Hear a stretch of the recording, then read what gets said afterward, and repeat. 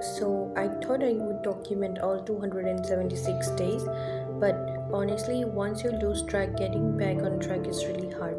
My restart wasn't perfect, but I started again. Now, with 258 days left, I'm choosing to start over, stay accountable, and rebuild my consistency one day at a time.